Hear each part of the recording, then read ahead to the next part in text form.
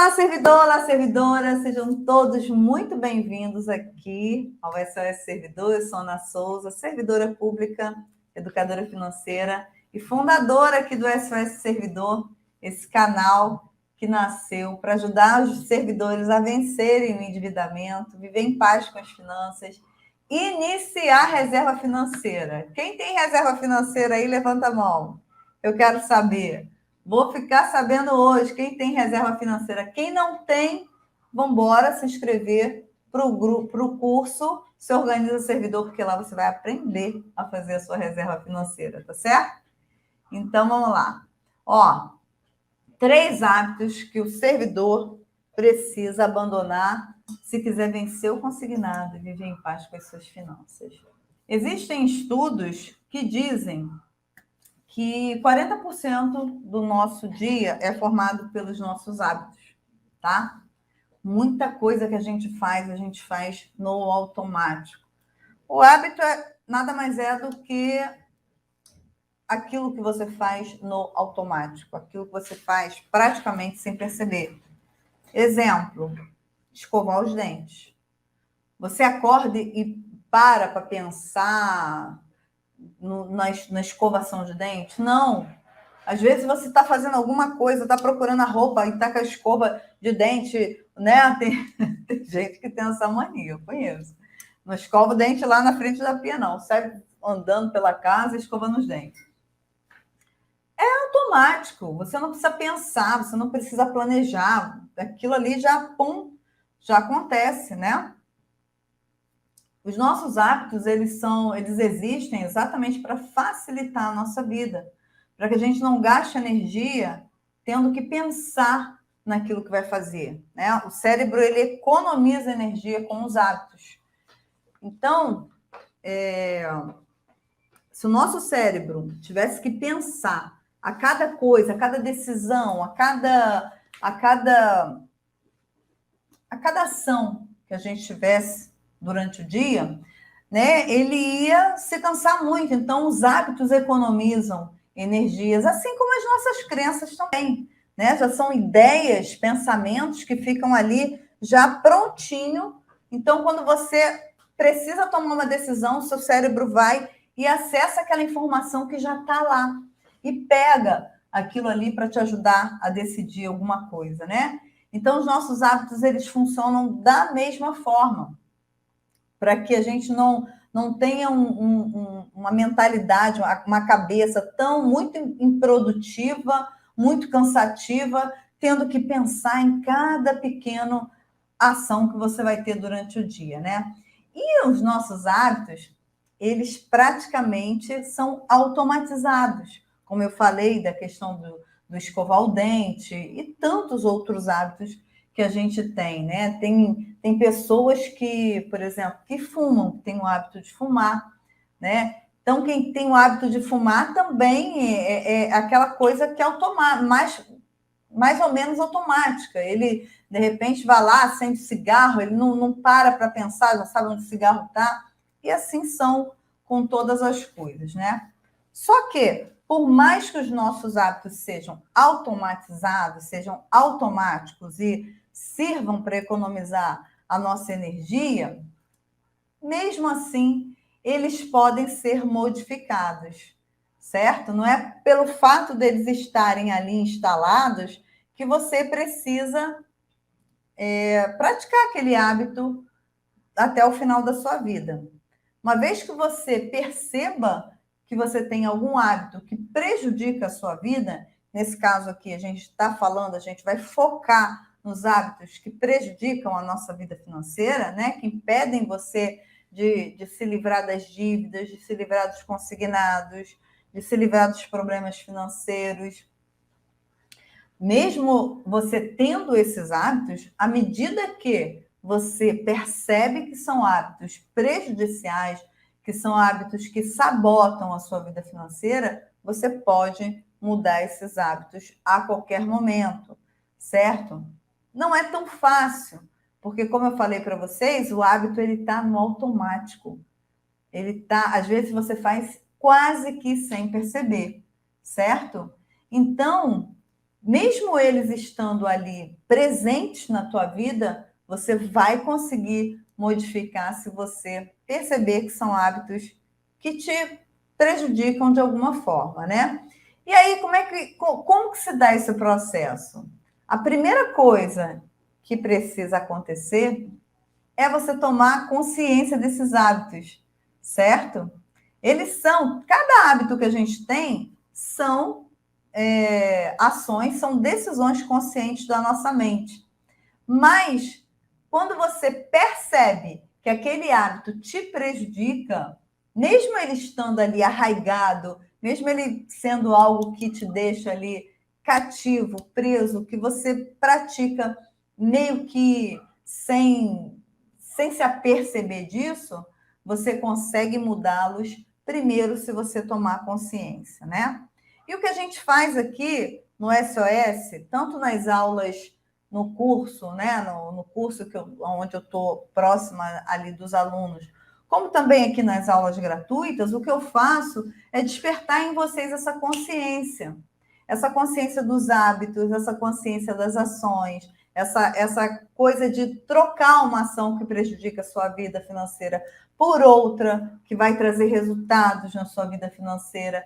Então, à medida que você começa a ouvir, você começa a se perceber também. Poxa, realmente eu faço isso assim, e isso não está legal, isso não está trazendo um resultado bacana. Eu posso mudar. Poxa, seria legal se eu deixasse de fazer dessa forma, né? E aí vai nascendo a consciência. É a partir da consciência que você vai conseguir modificar esses hábitos e até mesmo tirá-los da sua vida, né?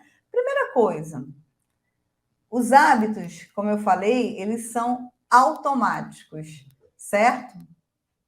Segundo, os hábitos, eles podem ser transformados. Então, você pode mudar um hábito que você perceba que não está favorecendo a sua vida financeira. E, em terceiro lugar, você precisa parar para pensar. A sua vida financeira, ela está cheia de hábitos. Talvez você não tenha se percebido. Mas será que ela tem mais hábitos bons ou mais hábitos ruins? Você precisa se fazer essa pergunta e começar a analisar aí cada uma delas. E aí também vem uma questão muito importante. Quais serão os hábitos que te prendem ao endividamento? Será que você tem alguma atitude, algo que você repete que acaba te deixando preso no endividamento? Será que pode ser o cartão de crédito? Será que pode ser o hábito de parcelar muito as suas compras? Sabe? Será que o que você faz na sua vida financeira, praticamente no automático, não está impedindo você de vencer as suas dívidas e de viver em paz com as suas finanças? Então, perceber, se dar conta e eliminar cada um deles na sua vida financeira vai ser fundamental para você passar por esse processo de transformação e tirar da sua vida aquilo que te prende ao endividamento, aquilo que te deixa cada vez mais preso ali no crédito consignado. Não é fácil, gente, não é rápido, mas se você quiser, e esse for o seu desejo, é possível, tá? Segundo alguns estudos, tem estudos que dizem que você deve repetir, quando você quer inserir um novo hábito na tua vida, você deve repetir ele pelo menos por 21 vezes. Que depois, tá? Ele usa esse número, são estudos, né? É uma média.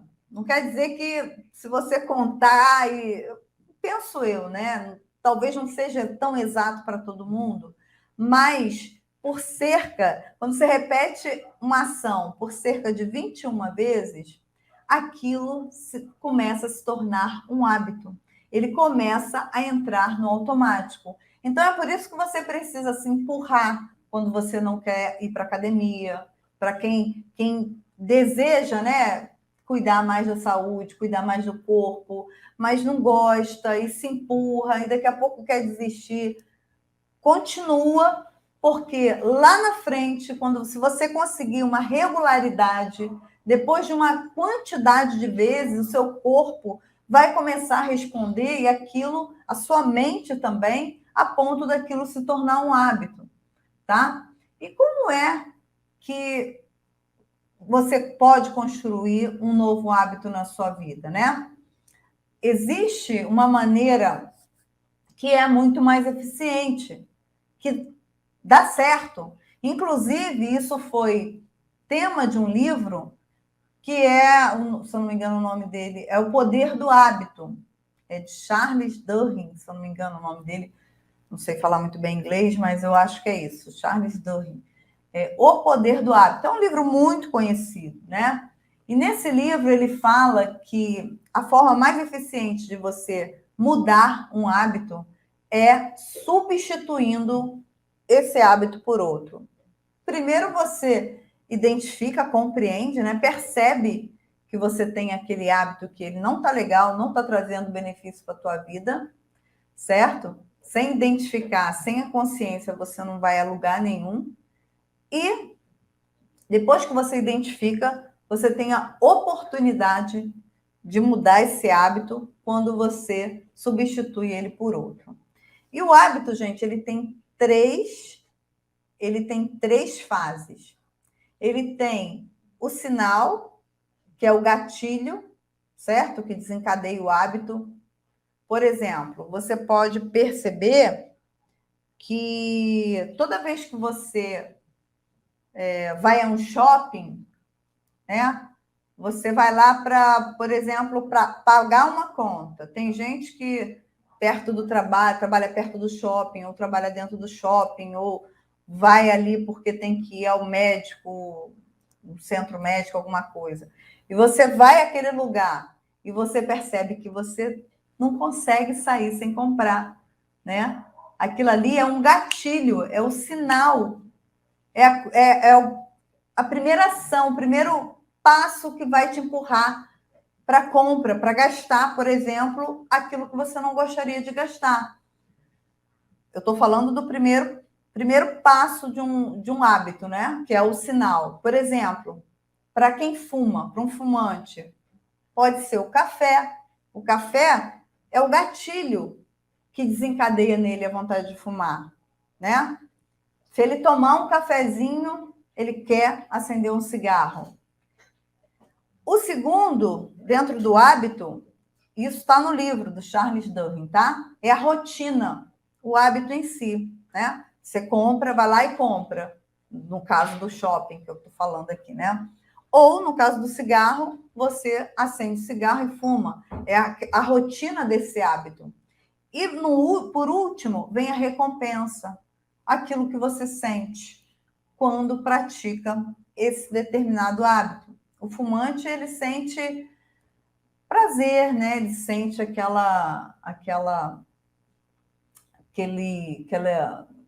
é que se fala? Relaxamento, né? Às vezes, quando acende cigarro, se sente mais calmo, porque fumou, né? Ou uma pessoa que está usando a compra, por exemplo, como shopping terapia, né? O que a gente chama de shopping terapia. A pessoa fica chateada, fica aborrecida, tem um problema, e aí ela vai comprar para refrescar a cabeça, aquilo de alguma forma tira a ansiedade, acalma.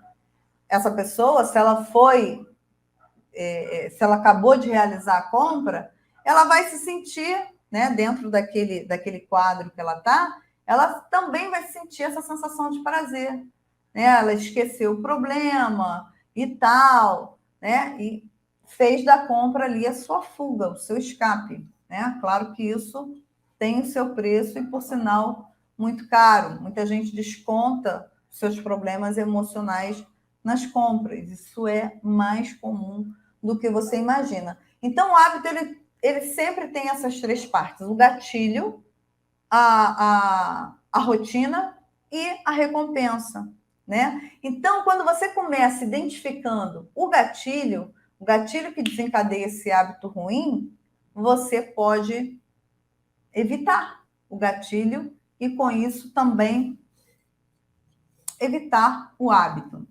Mas vamos embora falar de finanças, porque eu vou trazer aqui como que isso funciona na prática dentro das suas questões financeiras. Que hábitos você tem hoje que podem estar prejudicando a sua vida financeira? Será que você consegue identificar algum hábito hoje que você tem na sua vida financeira e que prejudique, que você percebe que isso, no final, não dá certo, traz um problema, um prejuízo para você? Digita para mim. Fala aí, aqueles que quiserem, é claro. Pensa aí, me ajuda aqui nesse aulão a desenvolver toda essa questão junto com vocês. Você que está assistindo essa aula gravada no YouTube, digita também aí e me fala se você consegue identificar, perceber algum hábito que, poxa, não está legal, que sempre acaba te fazendo se endividar, te fazendo comprar o que você não queria, né? Que tem feito você se endividar. Se você se identifica, se você conseguir identificar isso aí, digita para mim, porque eu quero saber, tá? Então, ó, é muito importante que você tenha consciência disso, comece a tomar consciência, comece a perceber, que você faça exercícios para perceber, porque aquilo que você tem consciência, você consegue controlar. Agora, o que você não tem consciência, te controla. O que você não tem consciência não existe para você. Por isso que a gente tanta gente fala assim para mim, Ana, poxa, como que eu não percebi isso há mais tempo? Por que eu não te conheci há mais tempo? Por que eu não cuidei da minha vida lá atrás? Porque você não tinha consciência, né? Eu não tinha consciência. E as pessoas falam assim, poxa, eu queria ter ouvido isso 20 anos antes. Até eu já falei isso, né, gente? Mas sabe o que acontece? 20 anos atrás, se falasse, eu não ia estar pronta para ouvir, eu não ia dar atenção. Eu ia falar, eu, hein, besteira. Certo? Muito provavelmente isso aconteceria, né? Então, a consciência, ela brotou em nós num determinado momento, às vezes pela dor, né? Muito melhor quando é pelo amor. Mas, em muitos casos, a gente só quando apanha, só apanhando, que a gente percebe e acorda para a realidade da vida, em diversos aspectos. Isso, às vezes, no relacionamento, né? Na vida financeira. Então, é muito importante esse momento da consciência, certo? E eu listei aqui 3 hábitos que o servidor pode, ou melhor, precisa abandonar se quiser vencer o consignado e viver em paz com as suas finanças, certo?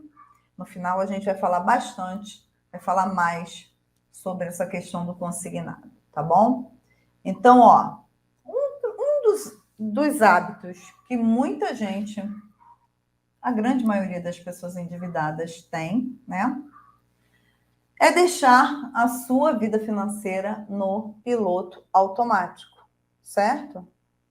Simplesmente deixar acontecer, sem controle, sem nenhuma técnica, sem nenhuma organização, sem um orçamento. Ela simplesmente vai deixando a vida financeira dela acontecer no piloto automático.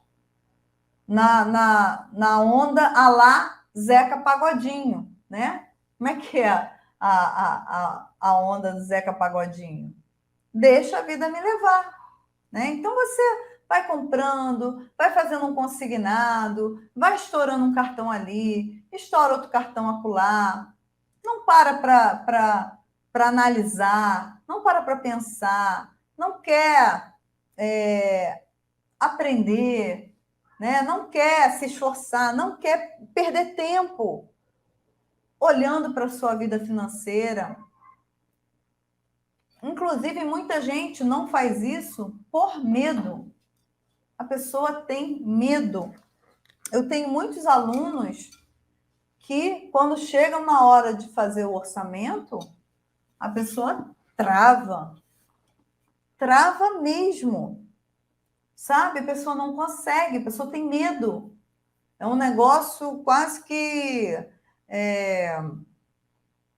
como é que se chama? Fobia, sabe? É praticamente uma fobia. A pessoa tem medo de olhar para a realidade dela. Então, ela prefere não parar para ver, ela nega o problema, certo? Só que isso só vai afundar cada vez mais essa pessoa na dívida. Isso não vai trazer para ela consequências boas, né? Muito pelo contrário, isso vai trazer uma série de problemas.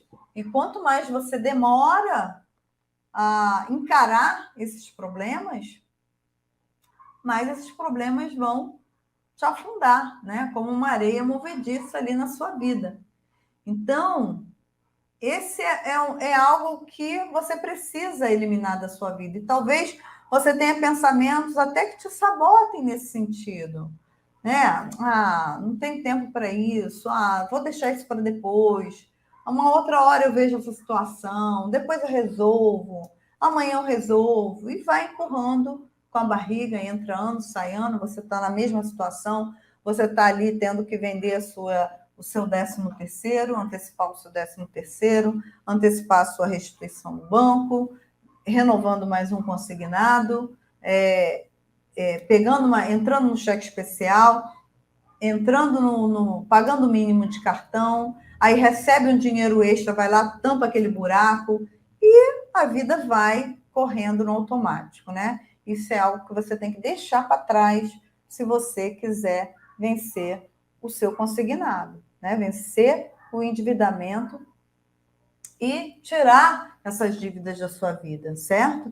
Você precisa assumir o controle, sair do piloto automático e assumir o controle, certo? Sentar ali naquela cadeirinha que é sua, ninguém vai sentar por você, ninguém vai pegar esse volante por você. Se você não pegar, vai dar ruim, certo? Então, é assumir o seu lugar na sua vida financeira. Segundo hábito que você precisa tirar da sua vida, certo?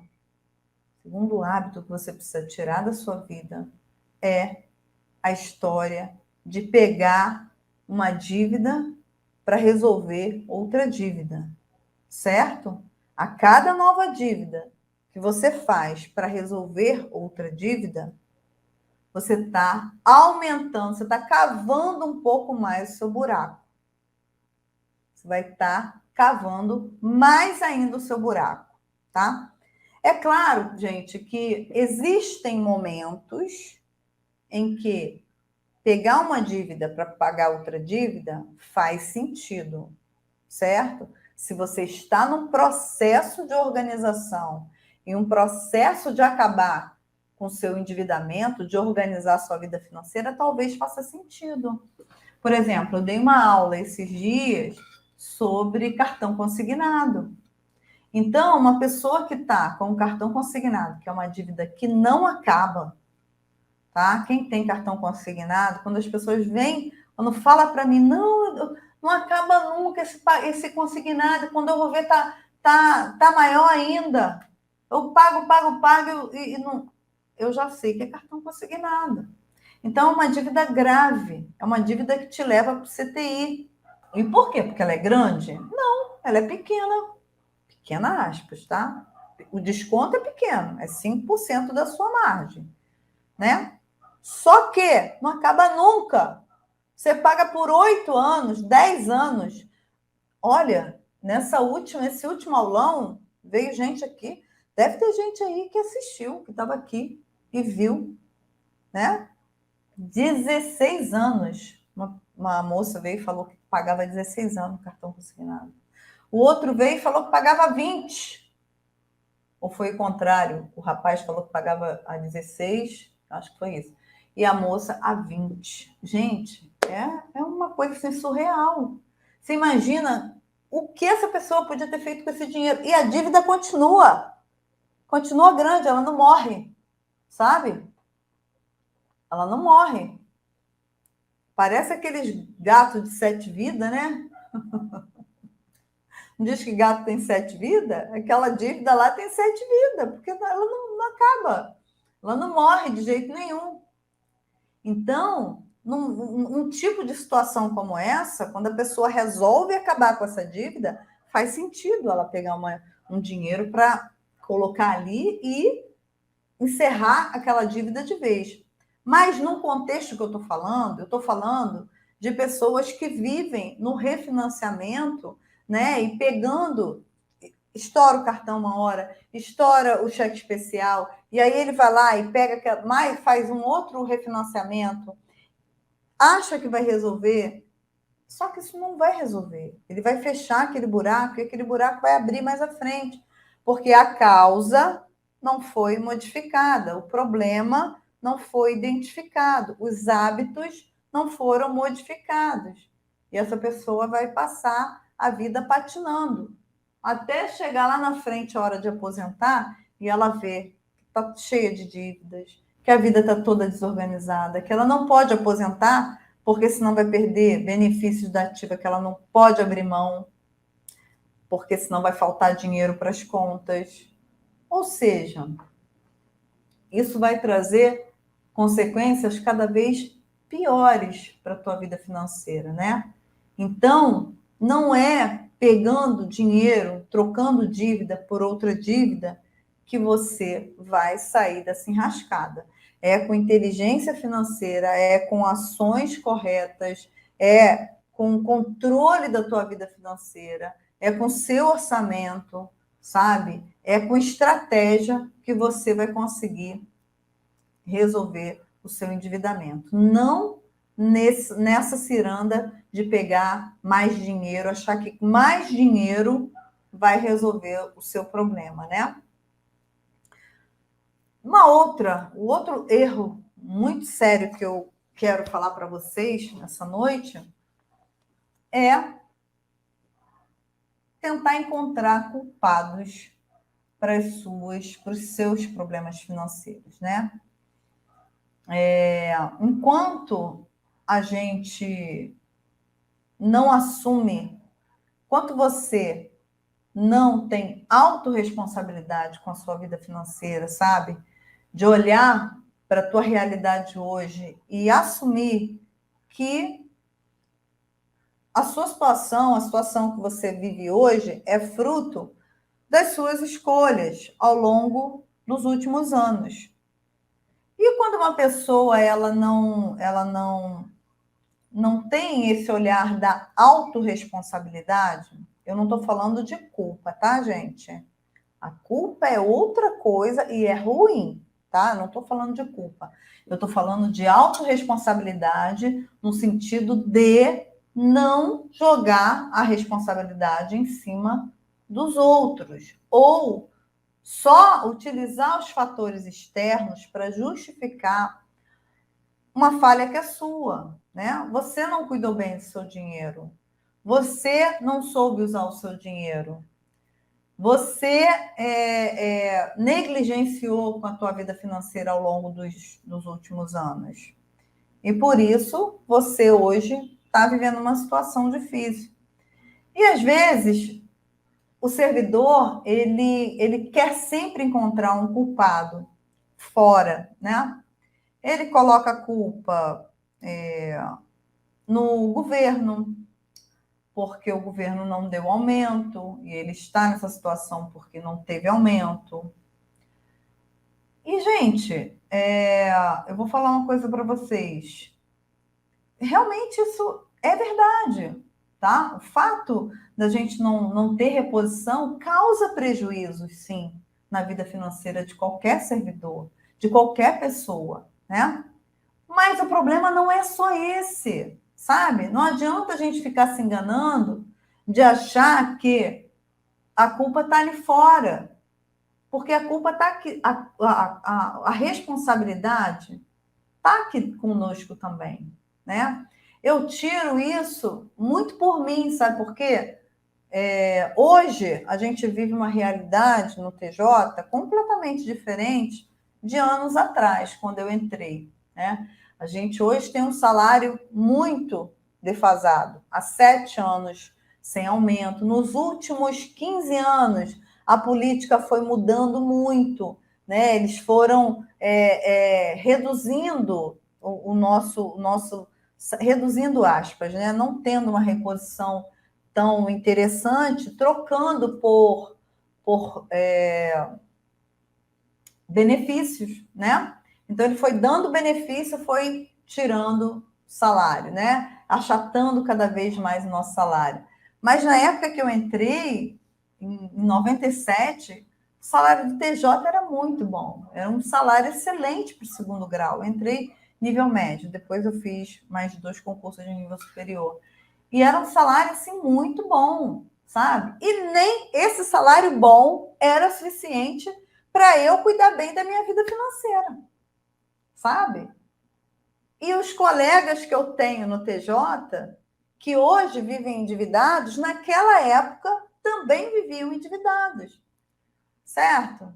Então, quando eu falo da autorresponsabilidade, é a gente perceber os nossos erros. Isso é muito importante, sabe?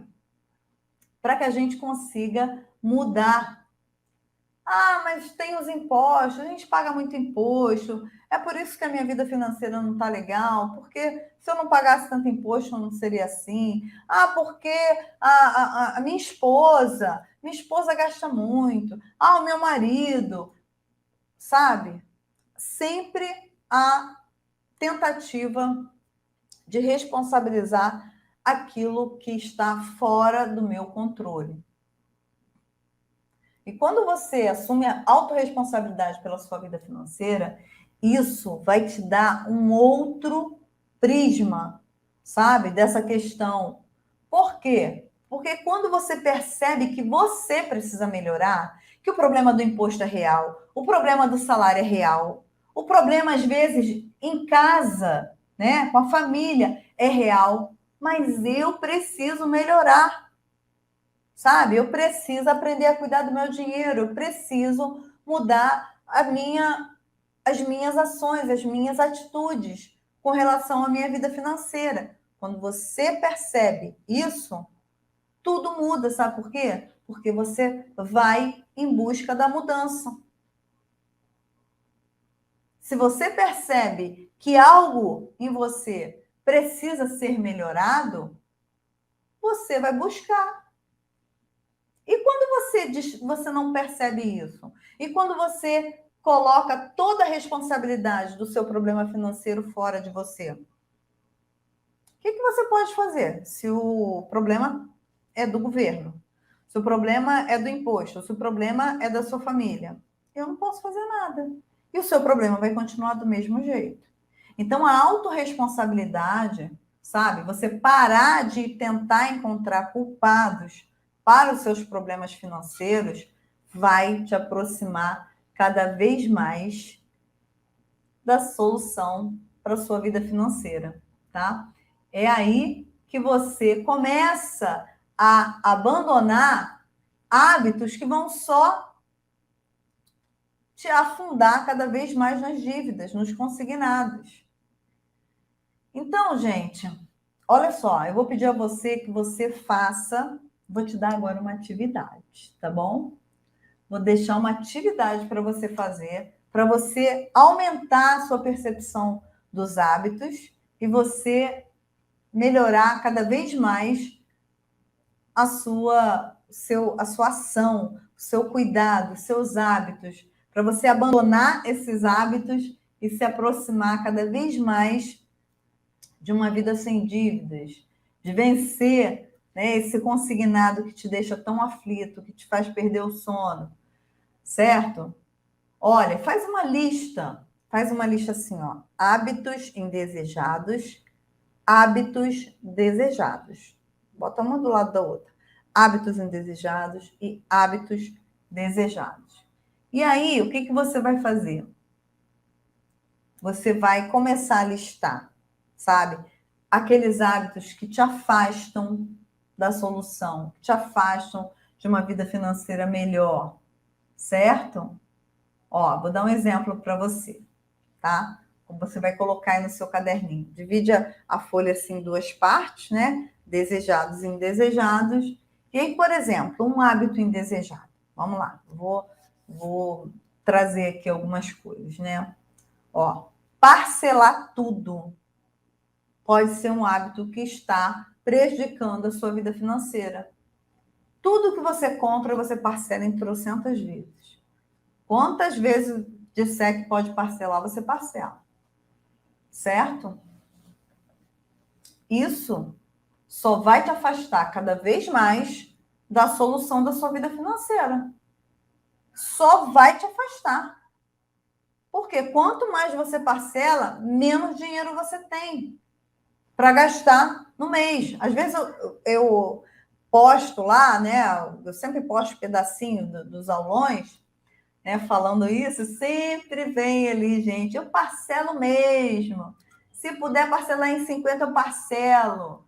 O que tá se metendo na minha vida? Por quê? Tem essas coisas, né? Ah, não, gente, parcelo é escolha de cada um. Mas, quanto mais você parcela, mais dependente você fica do cartão, mais dependente você fica de parcelar, mais você vai se afastar de ter uma vida financeira equilibrada, porque seu dinheiro está todo ali. Aí você perde o controle no cartão. Aí daqui a pouco você vai buscar outro consignado para pagar o cartão, para fechar o cheque especial. Então você pode colocar lá. Estou dando um exemplo. De repente não é esse o seu problema, né? Estou só dando um exemplo. Coloca lá, parcelar tudo, se esse for o seu desejo. E o hábito desejado? Você vai criar um hábito desejado ao lado, em contrapartida, esse hábito ruim, para substituir esse hábito ruim. Certo? Vou peneirar antes de comprar. Vou primeiro saber, me perguntar se eu preciso daquilo. Vou primeiro ver se aquela compra cabe dentro do meu orçamento. Vou parcelar no máximo em 2, 3 vezes. Ou então vou me preparar para comprar, vou me planejar. Crie ali uma estratégia para você parar de parcelar tudo. Certo? E é só fazendo esse exercício, colocando a tua cabeça para funcionar, que você vai encontrar soluções, que você vai encontrar saídas, que você vai encontrar respostas. Um outro hábito indesejado, vou dar aqui um exemplo, tá? Por exemplo, usar o cartão para comprar tudo. Tem gente que usa o cartão de crédito para comprar sanduíche, tem gente que usa o cartão para pagar na padaria, certo? Tudo bem, você pode usar, não tem problema. Só que, de repente, você está perdendo o controle do cartão por causa disso. Então, se você não tem controle, não use. Prefira usar o dinheiro. Talvez você esteja usando o cartão além da conta, além da possibilidade, e isso está fazendo você perder o controle do crédito. Certo? Um outro hábito indesejado, por exemplo, em relação à vida financeira, certo? Talvez você tenha vergonha de pechinchar, de pedir desconto. Você acha que isso é uma coisa feia, né? De negociar. Na verdade, isso se chama negociação. E lá no hábito desejado, você pode colocar aprender a negociar. Certo? Aprender a pedir desconto. Toda compra, todo preço tem ali um inchadinho, tá? E que você pode barganhar um desconto. Existem povos onde eles não compram e não vendem sem negociação, né? O brasileiro tem vergonha. A gente morre de vergonha de pedir desconto, morre. né? Algumas pessoas não, já se habituaram, defendem o seu dinheiro. Então, sempre pede desconto. Tem hora que ele vai receber não, mas tem hora que ele vai receber sim, né? Basta, é uma questão de mudança de mentalidade, você perceber que você só está defendendo o seu interesse, que ninguém vai defender ele por você, certo?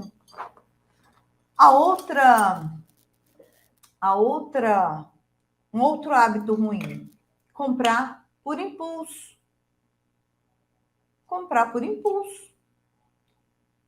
Você comprar sem perceber, sem planejar, sem estudar, você compra simplesmente porque você teve vontade, aquilo ali apareceu no teu Instagram, apareceu no teu Google, aquilo segue a gente agora, né? Se você clica em alguma coisa, se você pesquisa alguma coisa, aquilo fica ali na tua cabeça, entrando, até você clicar e comprar, né? E aí você pode criar uma estratégia, colocar ali como hábito desejado, toda vez que você se sentir tentado a comprar, né? Porque isso tudo, todo mundo pode sentir, gente. Eu também sinto. Você acha que eu também não sinto? Claro que eu sinto. Mas a gente tem que criar estratégia para lidar com isso. Você está entendendo? São as estratégias que fazem com que a gente vá vencendo. Então, por exemplo, se você tem essa questão de ser impulsivo na hora da compra,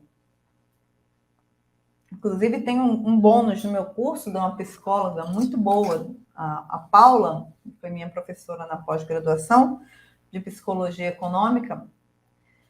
E o que você faz, o que você precisa fazer na hora em que essa compra por impulso aparecer? Você simplesmente fala: eu não vou comprar agora, eu vou decidir vou esperar mais 3 dias para decidir sobre essa compra. Você se condiciona a esperar 3 dias. Muito provavelmente a sua compra vai ser esquecida, tá? Esquecida. Você vai esquecer dessa compra. Por exemplo, no shopping, quando você entra para fazer uma compra no shopping ou numa loja qualquer, né, presencial. Eu falei aqui da compra virtual, mas numa compra presencial. Às vezes a gente é muito atraído pela vitrine, né? Você entra e ali tem todo um jogo de sedução para fazer com que você compre técnicas, né? A tal das técnicas, das estratégias que eu acabei de falar, que o outro lado tem, que as empresas têm, a gente também tem que ter, para poder se livrar e sobreviver. E viver, né? Sobreviver, não, viver bem com o nosso dinheiro, certo? Então, se você entrar ali numa loja, né? Vem, te chama pelo nome, pergunta o seu nome, a loja tá cheirosa, tem aquele cheirinho que faz você lembrar e se sentir bem, sentir uma sensação de bem-estar quando está ali dentro e tal. O vendedor foi treinado, treinou, aprendeu, né? Tenta mostrar intimidade com você. Para quê? Para te constranger depois a não comprar. Constranger, aspas, né, gente? Para você se sentir com vergonha de não comprar, né? Ele envolve ali a pessoa. As máscaras de pau nem esquenta, vira as costas, fala que vai ver, mas tem gente que fica extremamente envergonhada de desistir da compra. As pessoas mais tímidas, certo? Então, muita gente cai nessas técnicas. E aí, o que você tem que fazer nesse momento? Você fala: olha, eu vou decidir, eu vou dar mais uma volta e vou decidir sobre isso, tá? Sai da loja para decidir a compra. Não decida lá dentro. Saia. Não fique com vergonha. O vendedor não é seu amigo, certo? Ele está fazendo o papel dele. Ele está trabalhando. Você tem que fazer o seu. Sai da loja. E sabe o que vai acontecer? Você praticamente vai parar de comprar por impulso, certo? Porque a gente sai da loja, na maioria das vezes você esquece aquela compra. Eu até brinco quando eu estou fazendo isso, né? Quando eu estou vendo alguma coisa e tal, que eu quero sair da loja, eu falo assim para o vendedor: ó, eu vou para casa, se eu sonhar, eu volto para comprar, tá? Aí eles riem, né? Mas, e realmente, sabe, tenho feito isso. Se aquilo ali ficar na minha cabeça, e eu quiser muito, e eu puder comprar, né, realmente é algo que vale a pena comprar, né? Porque eu gostei e aquilo ficou ali, mas na maioria das vezes a gente esquece, certo? E o vendedor ele faz de tudo para você não sair da loja, para você comprar, porque ele sabe que se você sair, a chance de você voltar é pequena. 20% volta. A maioria não volta, não vai fazer a compra, certo? Então ele faz de tudo para você não sair. E você tem que fazer de tudo para sair. Exatamente o contrário, são interesses opostos, né? E dessa forma você vai criando hábitos desejados, hábitos impulsionadores, que vão te trazer para mais perto da condição que você quer, que é vencer a sua dívida, né? É ter uma vida financeira de paz, de controle, onde você assuma o controle dessa situação.